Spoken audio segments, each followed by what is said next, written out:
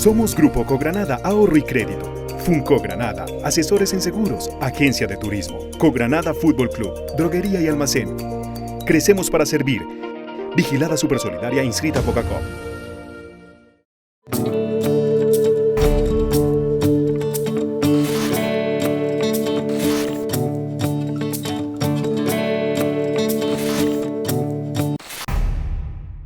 Bienvenidos y gracias por estar con nosotros. Recuerden que nos pueden ver a través de puntodevista.rd.com y de todas nuestras redes sociales. Esta semana se aprobó en la Comisión Primera Constitucional del Congreso de la República, del Senado de la República, en el séptimo debate del acto legislativo, por medio del cual se determina la cadena perpetua para violadores de niños. Este es un proyecto que está liderando el senador de la República, Santiago Valencia, antioqueño y que hace parte de Centro Democrático. Con él hablamos de este proyecto, pero hablamos también sobre la reactivación económica, sobre las medidas que ha tomado el gobierno del presidente Duque, sobre lo insuficiente y lo poco solidario que es la banca de primer piso, la banca comercial. Y hablamos también con el senador antioqueño sobre la situación que afronta el actual gobernador de Antioquia, Aníbal Gaviria Correa. Vamos a un mensaje y ya volvemos.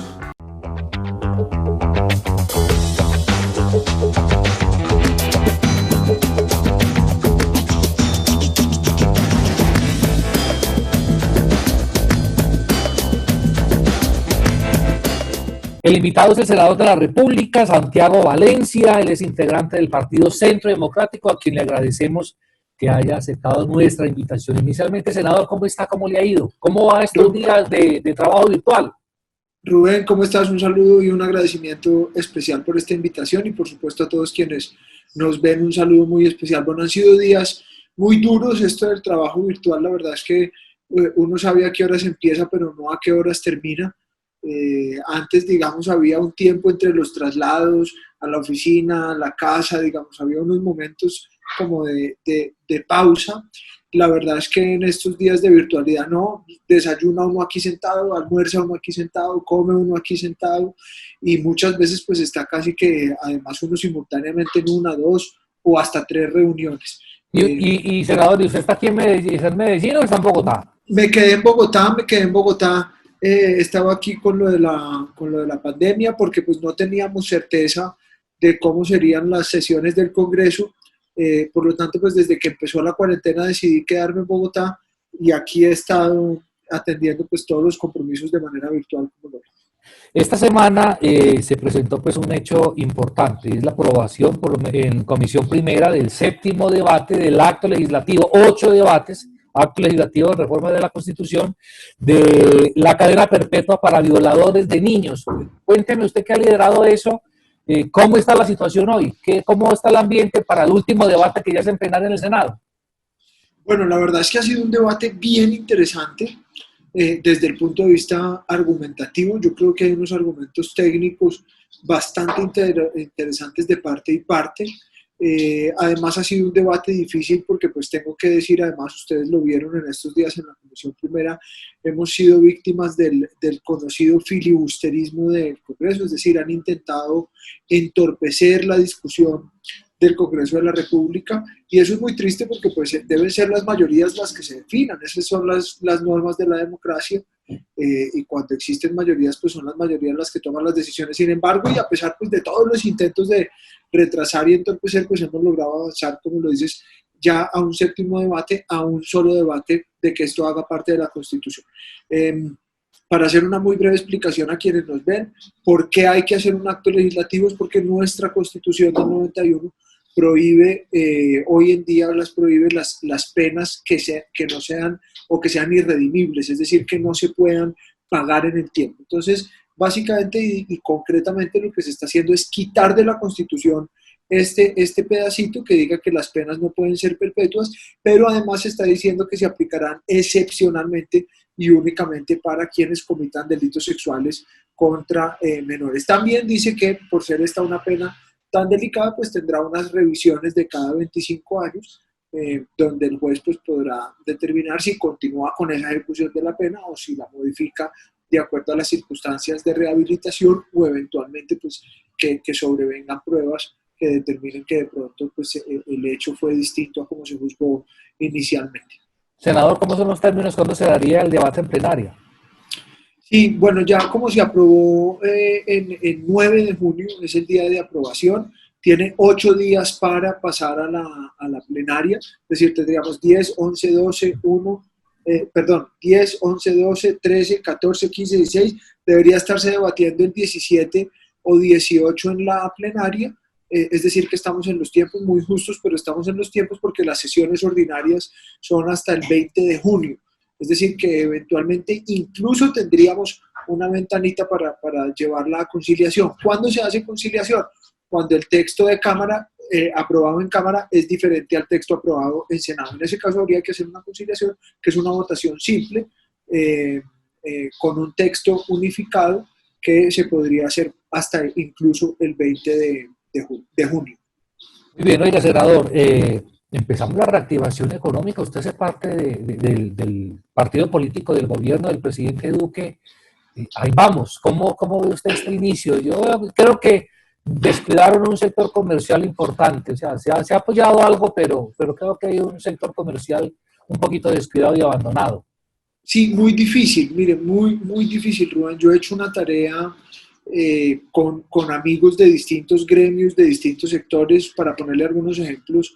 Hemos conseguido citas básicamente, prácticamente con todos los ministros para, por ejemplo, los dueños de los bares, discotecas, restaurantes, eventos. Hemos hecho reuniones para el sector transporte, que han estado muy golpeados. Hemos hecho reuniones para los dueños de los parques, por ejemplo.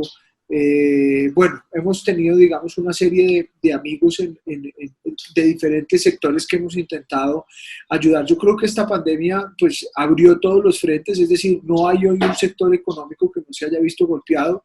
La construcción, la manufactura, el comercio, los bares, los restaurantes, las discotecas, todos han estado afectados. El gobierno ha sacado unas medidas generales para todos que buscan, digamos, por ejemplo, mediante el subsidio de nómina, la exención de impuestos, el aplazamiento del calendario tributario, otras tratar de ayudar a todos los sectores. Sin duda hay unos sectores más afectados que otros, hay unos donde yo podría decir que las ayudas han sido insuficientes.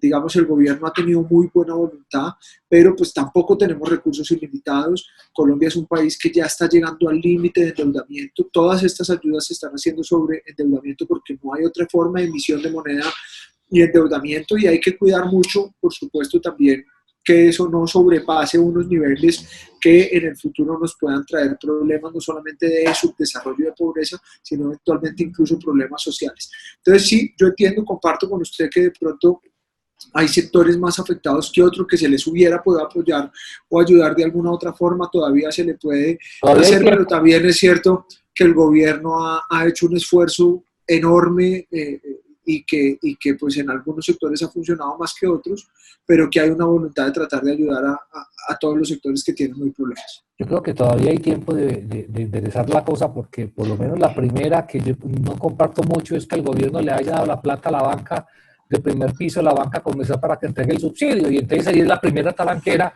porque todos sabemos cuál es el comportamiento de la banca comercial. Muchos han dicho, no, es que la banca comercial tiene que cuidar la plática de todos. Es que no estamos diciendo que se gaste la plática de todos, estamos diciendo que sean un poquito más generosos y que las utilidades que dejaron el año pasado, casi cercanas a los 12 billones de pesos, por lo menos se aprieten un poquitico este año para que entre todos salgamos adelante, ¿o no, senador?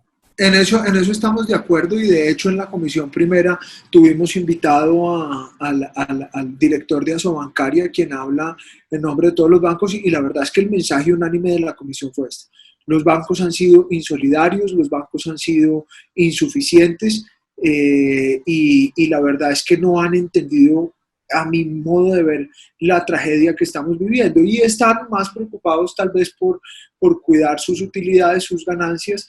Y la verdad es que esto se les va a devolver, porque pues en una recesión económica o en una crisis, pues entre menos empresas tengas, entre menos ahorradores tengas, pues al final ellos van a sufrir igual el coletazo de la crisis económica que se da. A mi modo de ver, muy incomprensible. La verdad es que sí han sido muy insolidarios.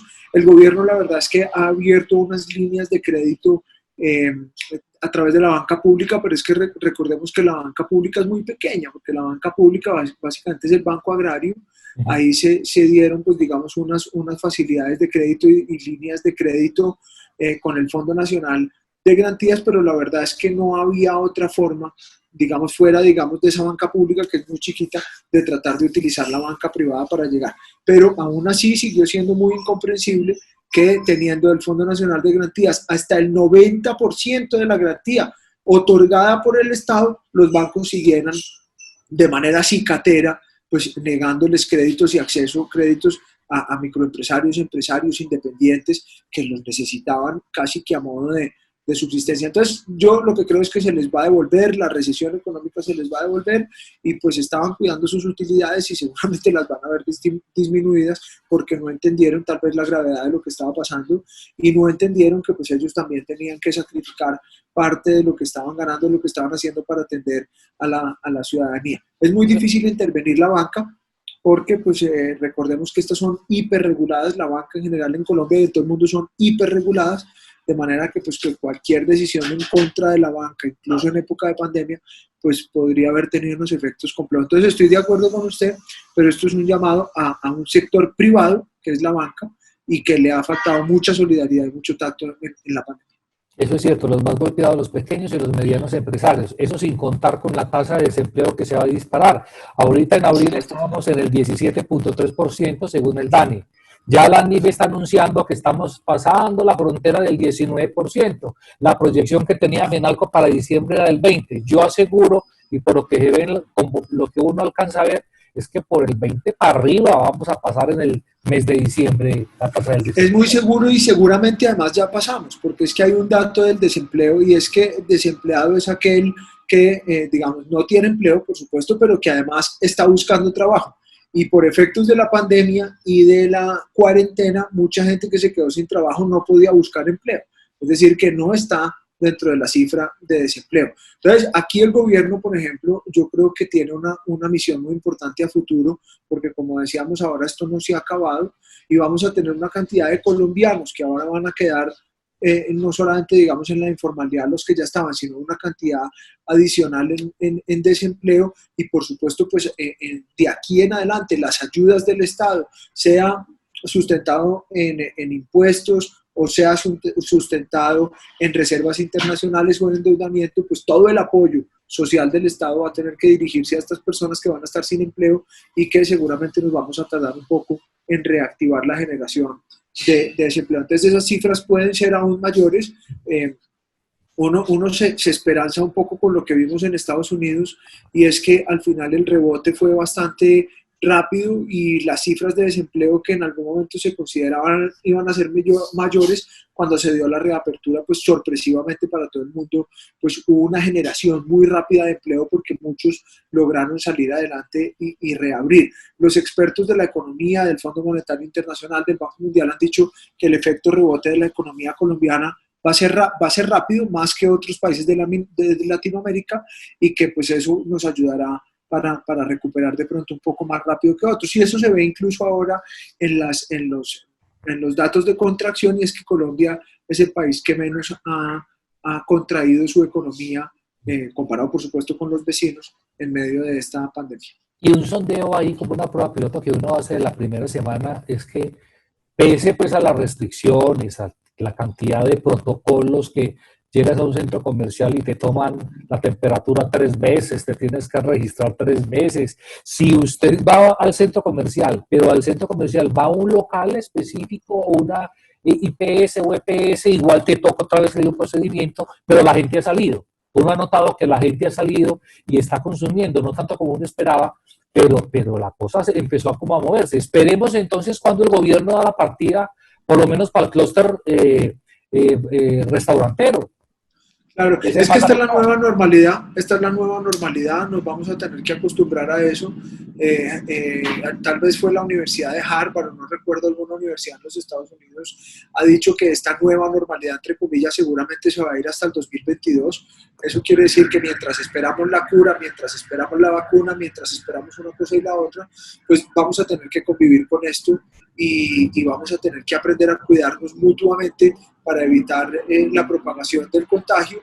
y por supuesto pues eso implica una nueva normalidad, que nos midan la temperatura cada que lleguemos a un lugar, que probablemente vayamos a un restaurante y entonces ya no sea mesas de 6, sino mesas de 3 y con 1 o 2 metros de diferencia, o en fin, pues todo esto será lo que habrá que ir adecuando en el tiempo y nos vamos a tener que acostumbrar a que por los próximos meses, si no 1 o 2 años, pues tengamos que acostumbrarnos a estas nuevas mecánicas. En el tema de restaurantes que lo tocas es un tema bien delicado, bien complejo, pero también están, y sé porque he venido trabajando con ellos, trabajando con el Ministerio de Salud en posibles medidas de bioseguridad. En otras partes del mundo ya han empezado a reabrir este tipo de comercios también, como discotecas, bares y lugares de esparcimiento, y pues Colombia no tendría por qué ser la excepción.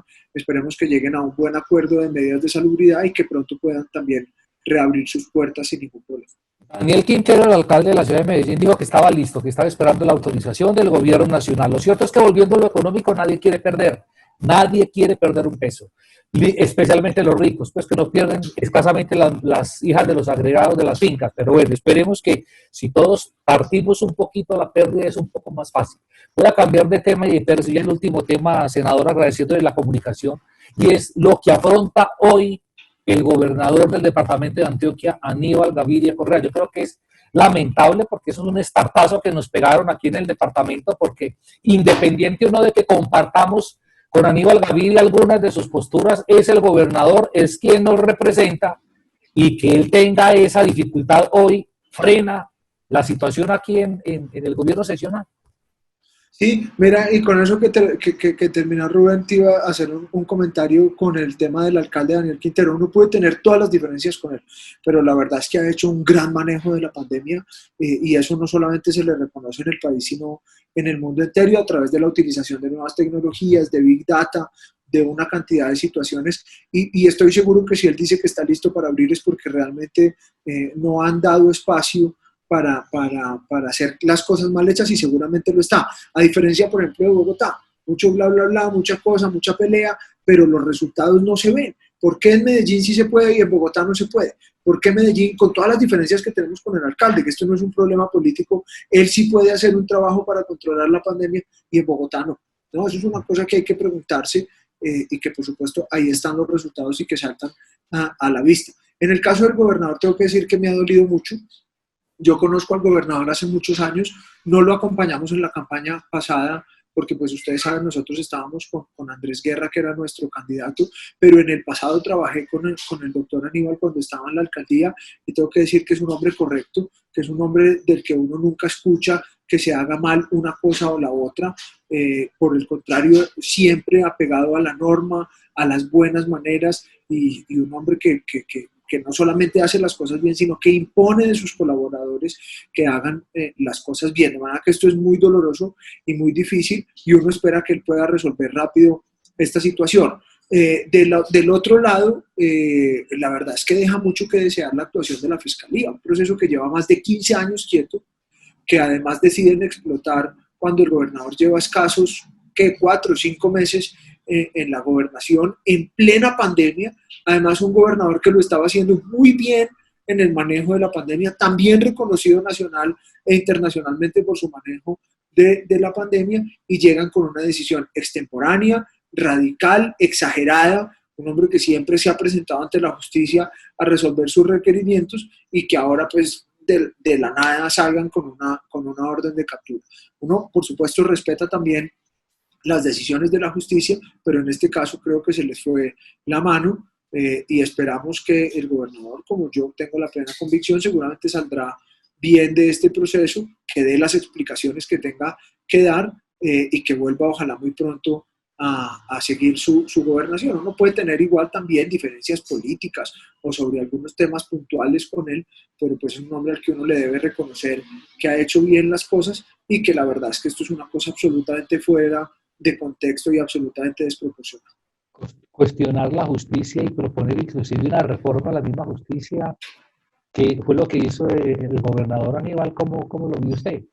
No, claro, pues es que eso es lo que hemos discutido en la comisión primera hace rato. Incluso a mí pues me han llovido algunas críticas en otras oportunidades, porque yo he dicho que la única forma de reformar la justicia es una Asamblea Nacional Constituyente restringida al tema de la justicia, por una cosa muy práctica. En el Congreso llevamos, Rubén, entre 18 y creo que 18 o 19 intentos de reforma a la justicia y no hemos sido capaces, porque el Congreso institucionalmente, dentro del sistema de equilibrio de poderes que tenemos, es un poder que está deslegitimado, que ha perdido mucha fuerza, que además tiene muchas presiones de los otros poderes y que no tiene la capacidad política ni la capacidad institucional de sacar una verdadera reforma a la justicia.